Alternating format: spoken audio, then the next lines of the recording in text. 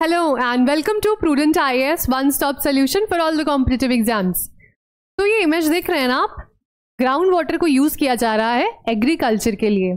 Ground water से related एक fun fact बताऊं, इंडिया दुनिया का सबसे ज्यादा ग्राउंड वाटर यूज करने वाला देश है। हमने चाइना और अमेरिका को भी पिछाड़ दिया। India extracts about 250 billion cubic metre. कितना पानी है ये ऐसे समझ नहीं आ रहा ना। पूरे ग्लोबल एक्सट्रैक्शन का 25%। इमेजिन, इतनी बड़ी दुनिया में 25% जो एक्सट्रैक्शन हो रहा है ग्राउंड वाटर का, वो इंडिया में हो रहा है। आज भी 60% जो एग्रीकल्चर में पानी यूज होता है, या फिर 85% रूरल या अर्बन ड्रिंकिंग वाटर में यूज होता है, वो ग्राउंड वाटर ही है। अब प्रॉब्लम कहाँ आती है, जिस स्पीड से हम इस पानी को यूज कर रहे हैं उतनी ही स्पीड से ये पानी रिचार्ज नहीं हो पा रहा है। That is the consumption rate is more than it's recharging rate. Recharge क्या होता है, देखिए तो रॉक्स होती है ना, उसमें होते हैं एक्विफर, मतलब ऐसी रॉक्स जहां पे पानी रह सकता है। As per central ground water board 2030 तक, ज्यादा दूर नहीं है,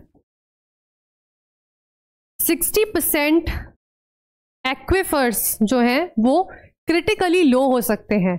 दिल्ली, जयपुर, लखनऊ, चेन्नई और ऐसी बहुत सारी मेट्रोपॉलिटन सिटीज में ऑलरेडी हम देख रहे हैं या तो पानी खत्म हो गया है, पानी की क्राइसिस है, या फिर इतना ज्यादा पल्यूटेड पानी आ रहा है।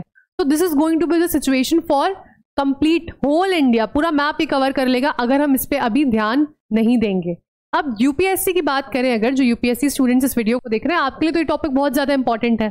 GS3 की बात करें, resource conservation, agriculture, right, environment, बहुत सारे पैरामीटर्स पे क्वेश्चन आ सकता है।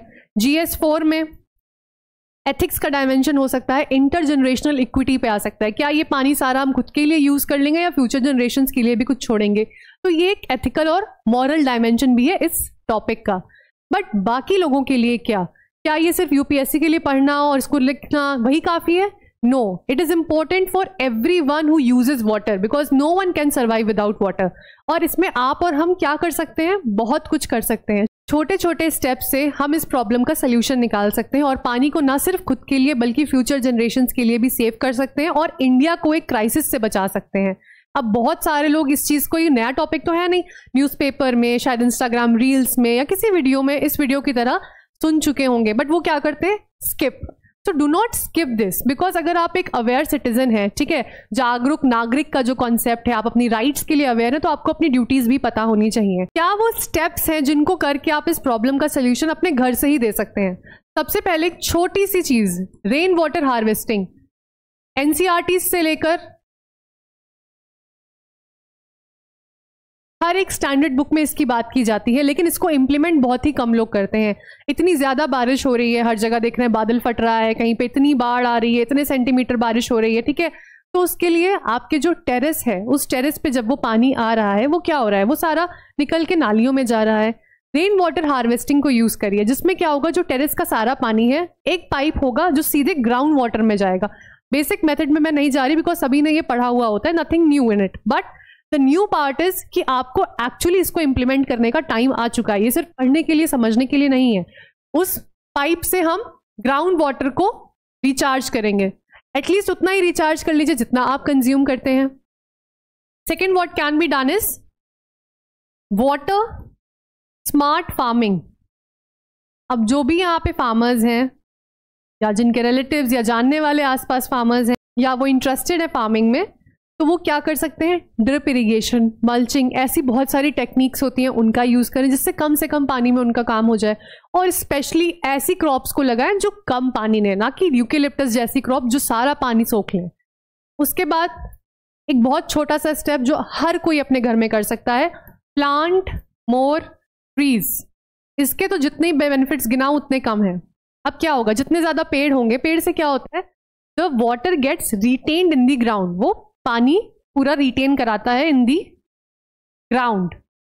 इससे भी हमारा एक्विफर्स रिचार्ज होते हैं। Fourth, use water wisely. इसकी तो बहुत ही ज्यादा जरूरत है। किसी एक दिन आप अपनी छत पे खड़े होकर देख लीजिएगा, आपको आधे घर में ऐसा दिख जाएगा कि मोटर लोग ऑन करके भूल चुके हैं, मोटर का पानी ओवरफ्लो हो रहा है, सब नालियों में बह रहा है, वेस्ट हो रहा है। एटलीस्ट इस चीज को तो रोक सकते हैं, मोटर के अलार्म्स लगवा लीजिए। आजकल इतने कम प्राइसेस में अवेलेबल होते हैं, हर चीज ऑनलाइन आपको मिल रही है, यूज देम। जो लीकी टैप्स होते हैं उस पर कब तक कपड़ा बांधते रहेंगे? गेट इट डन, तो ठीक करा लीजिए। इस एक छोटे से स्टेप से ही आप ग्राउंड वाटर रिचार्ज में हेल्प करेंगे। और सबसे इंपॉर्टेंट जो होता है दैट इज रेज अवेयरनेस।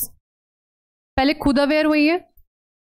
ये मत सोचिए कि मेरे करने से क्या हो जाएगा यार, पूरी दुनिया वेस्ट कर रही है पानी, मैं ही एक बचा लूंगा। इस सोच से तो दूर रहिएगा, ठीक है। And specifically for all the aspirants, for all my students, आप अपने घर में इस चीज को प्रमोट कीजिए। जब आप सर्विसेज में जाएंगे, आप एडमिनिस्ट्रेटर बनेंगे, आप तब तक का वेट क्यों कर रहे हैं?